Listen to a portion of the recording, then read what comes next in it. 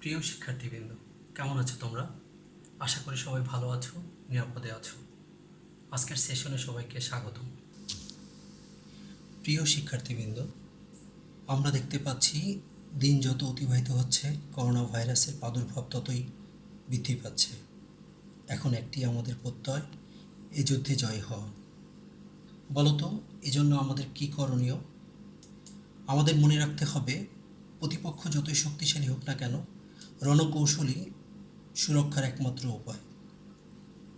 এই জন্য বাসায় নিয়মিত সাবান দিয়ে হাত পরিষ্কার করা, জনসমাগম এড়িয়ে চলা, গরম পানি পান করা, ইফতারে ঠান্ডা বা ফ্রিজের খাবার পরিহার করা এই যুদ্ধে আমাদের হাতিয়ার। অবশ্যই মহান আল্লাহ রব্বুল আলামিন আমাদেরকে এই যুদ্ধে জয় হওয়ার সাহস ও মনোবল দান করবেন। এবার আসা যাক আমাদের মূল আলোচনায়। আজকে আমি বিবিএ অনার্স সেকেন্ড ইয়ারের বিজনেস স্ট্যাটিস্টিক্স বিষয়ের দ্বিতীয় ক্লাসটি নিব। এই ক্লাস শেষে ছাত্রছাত্রীরা যে বিষয়গুলো বুঝতে পারবে বা নিজেরা ব্যাখ্যা করতে পারবে: এক, difference between correlation and cause effect relationship. দুই, difference between correlation and regression. তিন, মেথডস অফ স্টাডিং কোরিলেশন। চার, Karl Pearson's coefficient of correlation. এবার আসি আমাদের মূল আলোচনায়, কোরিলেশন অ্যানালিসিস। প্রথমে difference between correlation and cause effect relationship. তো আমরা জানি কোরিলেশন কি? Correlation is the relationship between two or more variables. On the other hand, cause-effect relationship is the relationship between two events where one event is occurred after the occurrence of another event. তার মানে এখানে আমরা কি দেখতে পাই যে দুইটি বা তার অধিক চলকের মধ্যে যে সহসম্পর্ক আছে সেটি হচ্ছে কোরিলেশন। অন্যদিকে কজ-ইফেক্ট রিলেশনশিপ হচ্ছে যে একটি ভেরিয়েবলের পরিবর্তনের ফলে অন্য ভেরিয়েবল যে পরিবর্তিত হচ্ছে এদের মধ্যে যে সম্পর্ক, অর্থাৎ কারণ এবং ফলাফলের মধ্যে যে সম্পর্কটা আছে সেটা হচ্ছে কজ ইফেক্ট রিলেশনশিপ। আমরা কোরিলেশনের ক্ষেত্রে দুই বা ততোধিক ভেরিয়েবলের মধ্যে সম্পর্ক দেখাই, কিন্তু কজ ইফেক্ট রিলেশনশিপে সেই ভেরিয়েবলগুলো দুই ধরনের থাকে। একটি হচ্ছে ডিপেন্ডেন্ট ভেরিয়েবল, অন্যটি হচ্ছে ইন্ডিপেন্ডেন্ট ভেরিয়েবল। কিন্তু কোরিলেশনে ডিপেন্ডেন্ট বা ইন্ডিপেন্ডেন্ট বলে কোনো ভেরিয়েবল থাকে না। সাধারণত আমরা কোরিলেশনকে ম্যাথমেটিক্যালি মেজার করে থাকি, কিন্তু কজ ইফেক্ট রিলেশনশিপকে সাধারণত ম্যাথমেটিক্যালি ব্যাখ্যা করা বা মেজার করা যায় না।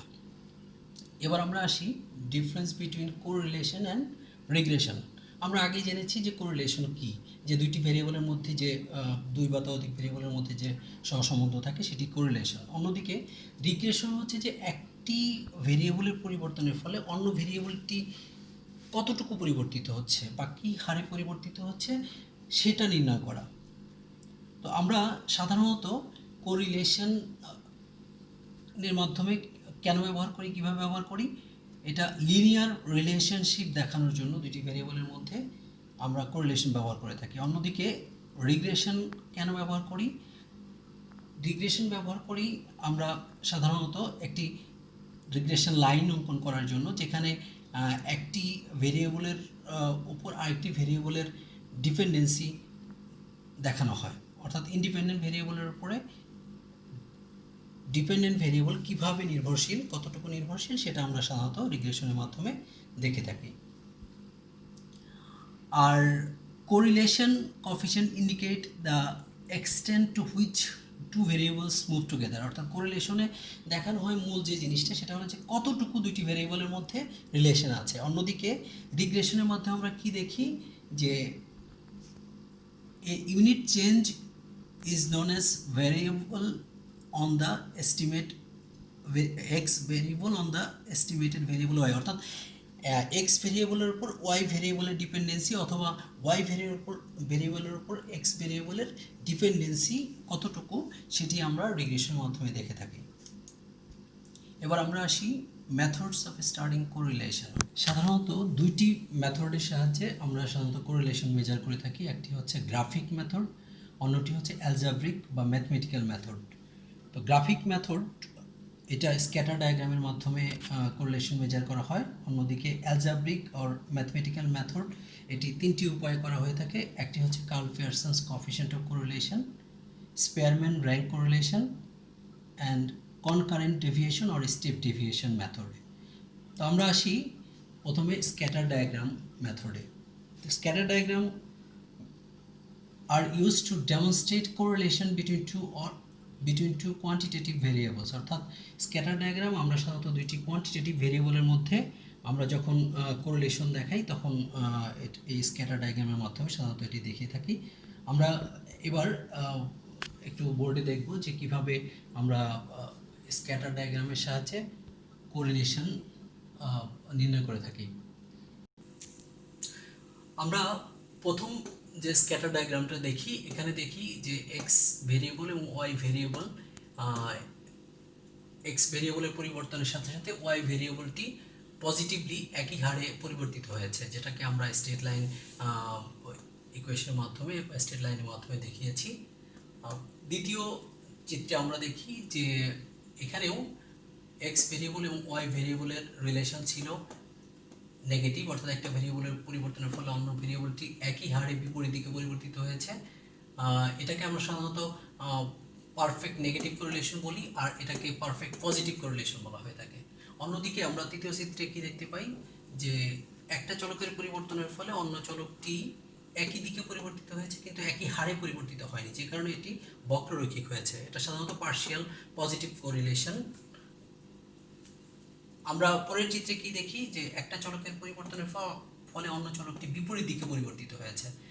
তো এটাকে আমরা সাধারণত পার্শিয়াল নেগেটিভ কোরিলেশন বলে থাকি। অন্যদিকে আমরা লাস্ট যে চিত্র, এই চিত্রে কি দেখি যে একটা চলকের পরিবর্তনের ফলে অন্য চলকটির মধ্যে কোনো পরিবর্তন হয়নি, এই জন্য এই ক্ষেত্রে কোনো কোরিলেশন নাই, যে কারণে এটাকে আমরা কি বলে থাকি, জিরো কোরিলেশন। তো এভাবে আমরা কি করি, স্ক্যাটার ডায়াগ্রামের মাধ্যমে সাধারণত কোরিলেশনটা নির্ণয় করে থাকি।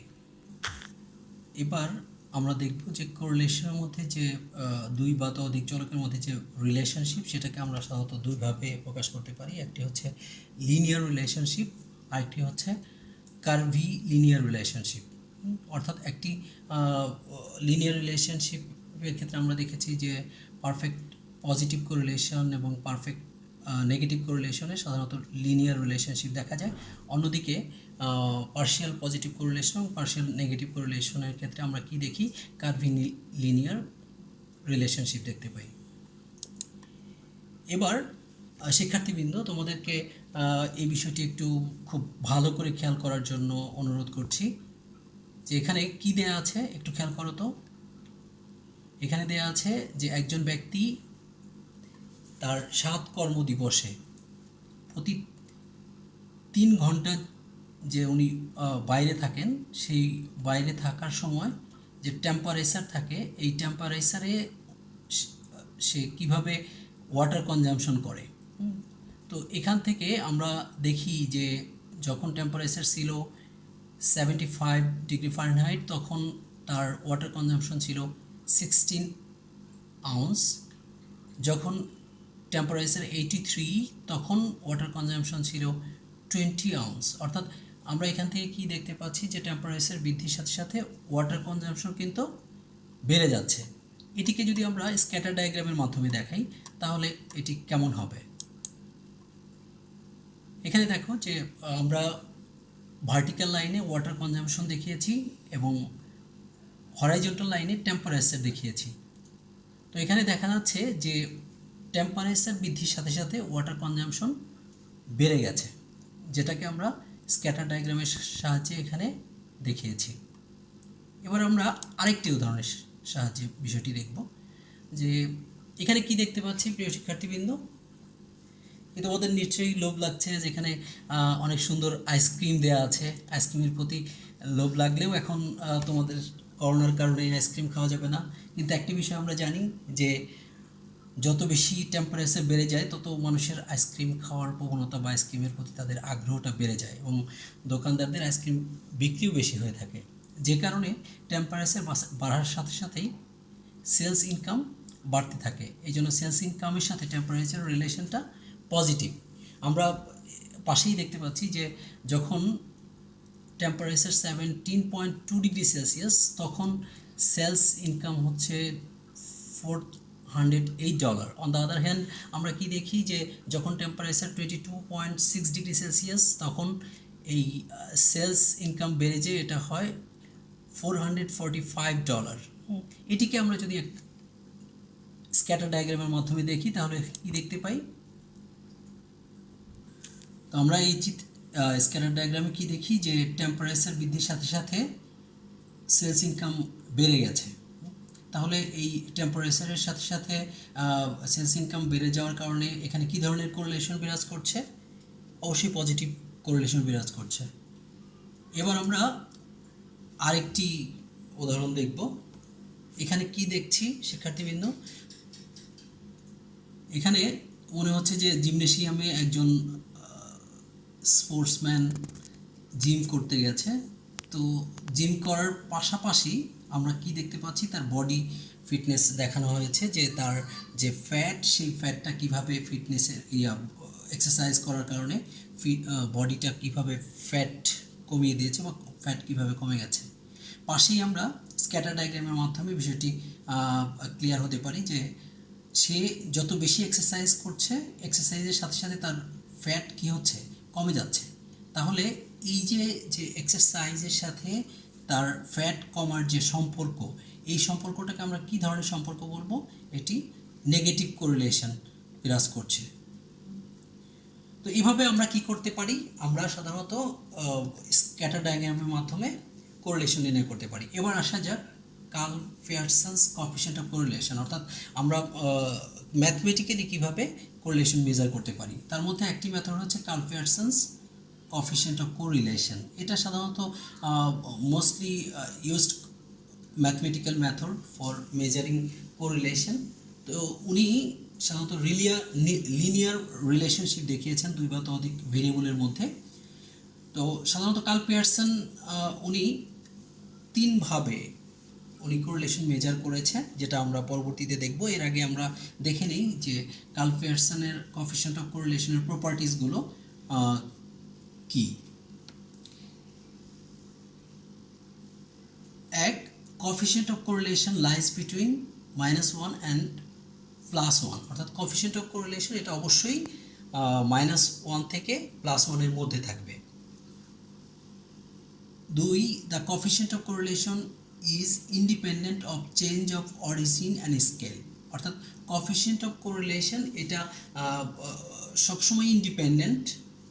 এটা দুই বা ততোধিক ভেরিয়েবলের মধ্যে ডিপেন্ডেন্সি দেখায় না, এটা ইন্ডিপেন্ডেন্টলি কাজ করে। অন্যদিকে 3 নম্বরে কি দেখতে পাই? The coefficient of correlation is the geometric mean of two regression coefficient, অর্থাৎ কোএফিসিয়েন্ট অফ কোরিলেশন এটা হচ্ছে geometric mean of two regression coefficient. আমরা রিগ্রেশন কোএফিসিয়েন্ট দেখব যে একটা কোএফিসিয়েন্ট সাধারণত BYX, একটা BXY, এই দুইটা কোএফিসিয়েন্টের জিওমেট্রিক মিনই হচ্ছে কোএফিসিয়েন্ট অফ কোরিলেশন। উনি এটা দেখিয়েছেন। আর উনি বলেছেন যে if x and y are independent variable then correlation coefficient is 0, অর্থাৎ যদি দুইটা ভেরিয়েবল দুইটি ইন্ডিপেন্ডেন্ট হয় তাহলে সেই ক্ষেত্রে কোরিলেশনটা 0 হবে, অর্থাৎ অবশ্যই সেখানে দুইটি ইন্ডিপেন্ডেন্ট ভেরিয়েবল থাকবে না। এবার আসি assumptions of Karl Pearson's coefficient of correlation. এখানে তিনটি অ্যাজাম্পশনস আছে। একটা হচ্ছে linear relationship between two variables, দ্বিতীয় হচ্ছে কজ অ্যান্ড ইফেক্ট রিলেশনশিপ। উনি কজ অ্যান্ড ইফেক্ট রিলেশনশিপের উপর ভিত্তি করে উনি মনে করেছেন যে একটা কারণের উপর আরেকটি কারণ। আমরা দ্বিতীয়তে যে অ্যাজাম্পশনটি দেখি যে কজ ইফেক্ট রিলেশনশিপ উনি দেখিয়েছেন, অর্থাৎ একটি কারণের দ্বারা অন্য একটি কার্য কীভাবে সংঘটিত হচ্ছে সেটি। আর উনি বলেছেন যে নর্মাল ডিস্ট্রিবিউশনের ক্ষেত্রেই সাধারণত কোরিলেশন নির্ণয় করা হয়ে থাকে। এবার আসি যে উনি কোএফিসিয়েন্ট অফ কোরিলেশনকে কীভাবে মেজার করেছেন। আমরা দেখতে পাই যে correlation equal to summation x minus x bar whole into y minus y bar, যদিও এটিকে আমরা লিখতে পারি যে summation x y divided by root over summation x minus x bar whole square whole into y minus y bar whole square. এটিকেও আমরা সংক্ষেপে লিখতে পারি root over summation x square into summation y square. এবার আমরা একটি উদাহরণ দিলে বিষয়টি আমার মনে হয় আরও ক্লিয়ার হবা যে কার্ল পিয়ারসন উনি কীভাবে কোএফিশিয়েন্ট অফ কোরিলেশন দেখিয়েছে। আমি আগেই বলেছিলাম যে কার্ল পিয়ারসন তিনটিভাবে কোএফিশিয়েন্ট অফ কোরিলেশন নির্ণয় করেছেন। একটি হচ্ছে যে deviation taken from arithmetic mean, আরেকটি deviation taken from assume mean, আরেকটি হচ্ছে ডিরেক্ট মেথড। একটি বিষয় তোমাদেরকে বলে রাখি, সেটি হচ্ছে যে যদি এ ধরনের কার্ল পিয়ারসনের কোএফিশিয়েন্ট অফ কোরিলেশন পরীক্ষা নির্ণয় করতে বলে, তাহলে যদি কোনো মেথডের কথা স্পেসিফিক্যালি উল্লেখ না করে তাহলে আমরা যে কোনো একটি মেথডে অঙ্ক করলেই হবে, আর যদি উল্লেখ করে দেয় তাহলে যে মেথডে উল্লেখ করবে আমাদেরকে ওই মেথডেই অঙ্ক করতে হবে। কিন্তু আমাদের সবগুলো মেথডই আমাদের কী করতে হবে, জেনে রাখতে হবে। তো আমরা প্রথমে আসি যে when deviation taken from arithmetic mean, এই সূত্রে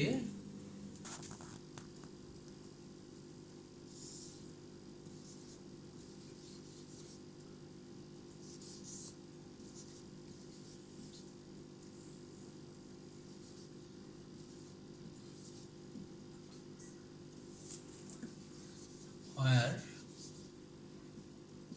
x equal to x minus x bar, y equal to y minus y bar। তো আমরা প্রিয় শিক্ষার্থীবৃন্দ, আমরা এখানে একটা উদাহরণ দেখছি যে দুইটি ভেরিয়েবল দেয়া আছে, একটি x ভেরিয়েবল আর একটা y ভেরিয়েবল, এবং প্রত্যেকটা ভেরিয়েবলেরই 5টি করে আইটেম পেয়ার আইটেম দেয়া আছে। তো আমরা যদি কোরিলেশন নির্ণয় করতে চাই তাহলে আমাদেরকে কি বের করতে হবে, summation x y summation x square summation y square. তাহলে আসো আমরা এবার কি করি, অঙ্কটা সলভ করি। আমাদেরকে কি করতে হবে,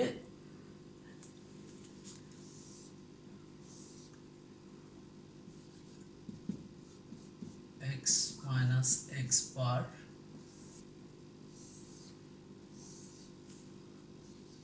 y y minus y bar x square y square x y নির্ণয় করতে হবে।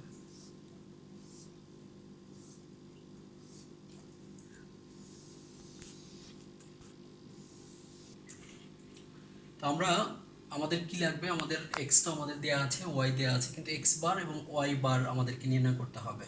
তো আমরা x বার কিভাবে পাই, x bar equal to summation x by n।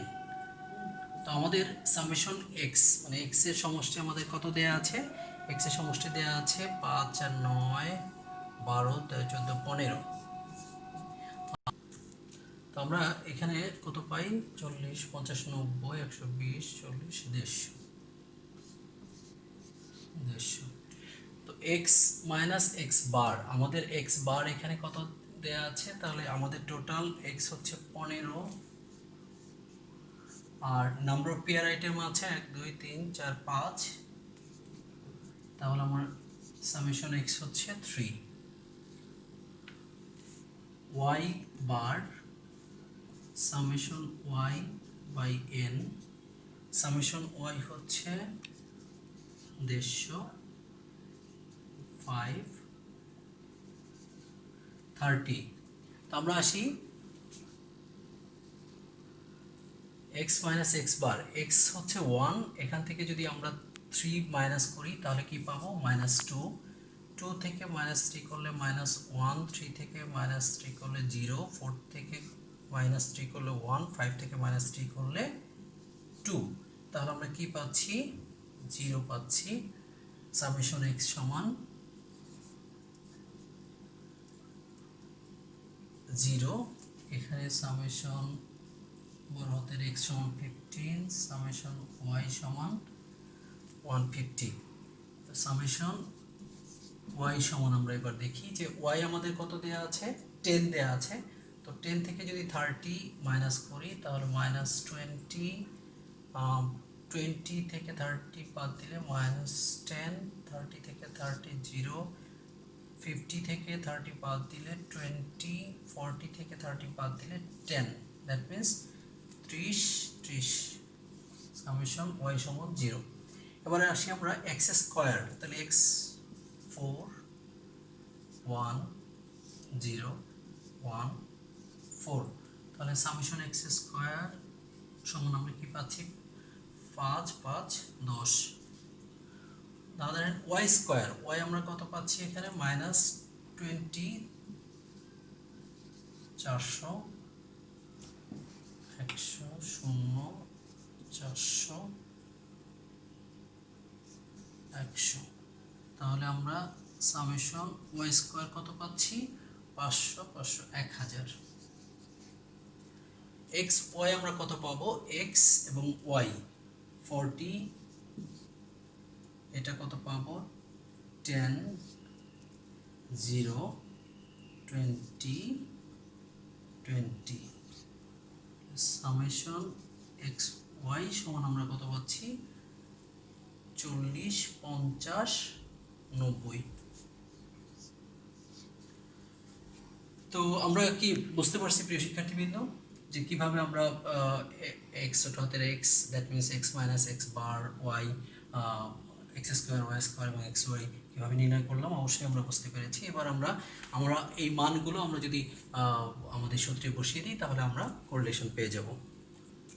তো আমরা কি করি, সামেশন এক্স ওয়াই এর মান বসাই। সামেশন এক্স ওয়াই আমরা কত পেয়েছি, সামেশন এক্স ওয়াই আমরা পেয়েছি 90 90, আর এক্স স্কোয়ার আমরা কত পেয়েছি, আমরা ওয়াই স্কোয়ার কত পেয়েছি 1000 পেয়েছি। তাহলে আমরা কত পাচ্ছি 90 রুট ওভার 10,000। এটাকে যদি আমরা রুট ওভার করি তাহলে আমরা কত পাই, তাহলে আমরা 100 পাই। তাহলে এখানে কি ধরনের আমরা কত পেলাম, কোরিলেশন হচ্ছে 0.9। আমাদেরকে এখানে কি করতে হবে, আমাদের এখানে কমেন্ট লিখতে হবে যে এটা কি ধরনের কোরিলেশন। আমরা জানি যে কোরিলেশনের মান যখন 0.5 থেকে 0.94 হয় তখন সেখানে পার্শিয়াল পজিটিভ কোরিলেশন থাকে, অথবা আমরা এখানে লিখতে পারি there is a highly positive correlation between two variables. তাহলে আমাদেরকে এখানে কি করতে হবে, এবার কমেন্ট লিখতে হবে।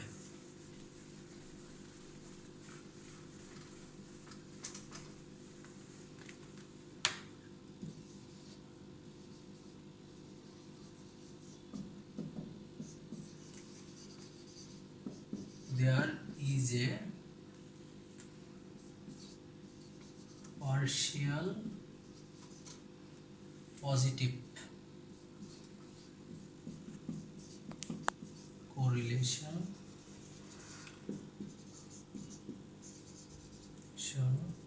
between x and y। তাহলে দুইটি x এবং y এর মধ্যে কি ধরনের সম্পর্ক, পার্শিয়াল পজিটিভ কোরিলেশন। আমরা এটাকে যেহেতু 0.90 সেটা আমরা এটাকে যে হাইলি পজিটিভ কোরিলেশনও বলতে পারি।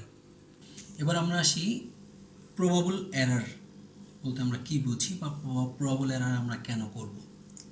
সাধারণত আমরা যখন কোরিলেশন নির্ণয় করি তখন সেই কোরিলেশনটা অ্যাকচুয়ালি অ্যাকুরেট কিনা, বা আমরা যে কোরিলেশন নির্ণয় করেছি সেটা সিগনিফিক্যান্ট কিনা সেটা প্রমাণ করার জন্যই আমরা সাধারণত প্রবাবল এরর করে থাকি। আর প্রবাবল এরর নির্ণয়ের সূত্রটি কি, 0.6745 whole into 1 minus r square divided by root over n. এখানে আর বলতে আমরা কোএফিশিয়েন্ট অফ কোরিলেশনকে বুঝি এবং এন হচ্ছে নাম্বার অফ পেয়ার আইটেমকে বুঝে থাকি। তো এই প্রবাবল এররের মাধ্যমে আমরা কিভাবে বুঝবো যে কোরিলেশনটা সিগনিফিক্যান্ট কিনা। যদি এরকম দেখা যায় যে প্রবাবল এররের চেয়ে কোএফিশিয়েন্ট অফ কোরিলেশনের মান কম, তাহলে বুঝতে হবে যে সেখানে আসলে প্রকৃতপক্ষে কোনো কোরিলেশনই নেই। অন্যদিকে যদি প্রবাবল এরারকে আমরা 6 দিয়ে গুণ করি, তারপরেও যদি কোরিলেশনের মান প্রবাবল এরারের চেয়ে বেশি হয়, তাহলে বুঝতে হবে যে কোরিলেশনটা সিগনিফিক্যান্ট, অর্থাৎ সেখানে কোরিলেশন আছে এবং কোরিলেশনটা অবশ্যই সিগনিফিক্যান্ট। তো আমরা তাহলে কিভাবে বুঝবো যে অ্যাকচুয়ালি কোরিলেশনটা কতটুকু জায়গার মধ্যে বিরাজমান, বা কোরিলেশন অ্যাকচুয়ালি প্রকৃত কোরিলেশনটা কতটুকু হবে, লিমিট অফ কোরিলেশন আমরা কিভাবে নির্ণয় করব? যে আমরা যে প্রবাবল এরারটা আসলো, সেই প্রবাবল এরারের সাথে যদি আমরা কোরিলেশনটা যোগ করি, অথবা কোরিলেশনের সাথে প্রবাবল এরারটা যদি যোগ করি, তাহলে আপার লিমিটটা পাবো, অর্থাৎ কোরিলেশনের সর্বোচ্চ এত পর্যন্ত আমরা যেতে পারে। অন্যদিকে কোরিলেশনের থেকে যদি আমরা প্রবাবল এরারটা বিয়োগ করি, তাহলে আমরা লোয়ার লিমিট অফ কোরিলেশন পাবো, অর্থাৎ কোরিলেশনের মানটা সর্বনিম্ন এত এর মধ্যে থাকবে। আমরা যদি একটা উদাহরণ দিই, যেমন ধরো যে নর্মালি কোরিলেশন যদি 90.90 আসে এবং আমাদের প্রবাবল এরার যদি 5 হয়, 5 হয়, সেই ক্ষেত্রে আমরা দেখি যে 90% কোরিলেশন ছিল, এর সাথে আমাদের কোরিলেশনটা প্রকৃত কোরিলেশন থাকবে আইদার 95% অথবা 85%-এর মধ্যে। তো এটি হচ্ছে লিমিট অফ কোরিলেশন। এবার আমরা আসি যে কফিশিয়েন্ট অফ ডিটারমিনেশন বলতে আমরা কী বুঝি। সাধারণত কফিশিয়েন্ট অফ ডিটারমিনেশন এটা কফিশিয়েন্ট অফ কোরিলেশনকে ব্যাখ্যা করতে সহায়তা করে থাকে, অর্থাৎ এটা এই রিলেশনশিপ দেখায় যে ডিপেন্ডেন্ট ভেরিয়েবল কী হারে ইন্ডিপেন্ডেন্ট ভেরিয়েবলের উপর প্রভাব বিস্তার করছে, অর্থাৎ কতটুকু ডিপেন্ডেন্ট একটি ডিপেন্ডেন্ট ভেরিয়েবল ইন্ডিপেন্ডেন্ট ভেরিয়েবলের উপরে। যেমন এখানে একটি উদাহরণ দেওয়া আছে, দেখো যে যদি আর এর মান 0.9 হয়, দেন কফিশিয়েন্ট অফ ডিটারমিনেশন অর্থাৎ আর স্কোয়ার সমান হচ্ছে 0.81। আমরা একটা জিনিস জানি যে কফিশিয়েন্ট অফ ডিটারমিনেশন আমরা কীভাবে পাই, আর কে স্কোয়ার করলে সাধারণত কফিশিয়েন্ট অফ ডিটারমিনেশন পাওয়া যায়। তো তাহলে আর এর মান যেহেতু 0.9, তাহলে আর স্কোয়ার হচ্ছে 0.81। তো এই 0.81 দিয়ে আমরা বলতে পারবো যে ডিপেন্ডেন্ট ভেরিয়েবলটা 81% ডিপেন্ডেন্ট অন ইন্ডিপেন্ডেন্ট ভেরিয়েবল। তো কাজেই একটা কোরিলেশনকে ব্যাখ্যা করতে এই কোএফিশিয়েন্ট অফ ডিটারমিনেশন হেল্প করবে আমাদেরকে। তো এ পর্যন্তই ছিল আমাদের আসলে আজকের লেকচারের বিষয়বস্তু। তো তোমাদের কিছু হোমওয়ার্ক দিয়ে দিচ্ছি, এই হোমওয়ার্কগুলো অবশ্যই বাসায় রেডি করে ফেলবে। নেক্সট ক্লাসে আমরা কার্ল পিয়ারসনের আরও 2টি মেথড আছে, সেই 2টি মেথড নিয়ে আমরা আলোচনা করব। তো ধন্যবাদ সবাইকে অনেক ধৈর্য ধরে ভিডিওটি দেখার জন্য এবং ক্লাস করার জন্য। আশা করি সবাই ভালো থাকবে এবং ঘরে থাকবে, নিরাপদে থাকবে। ধন্যবাদ সবাইকে।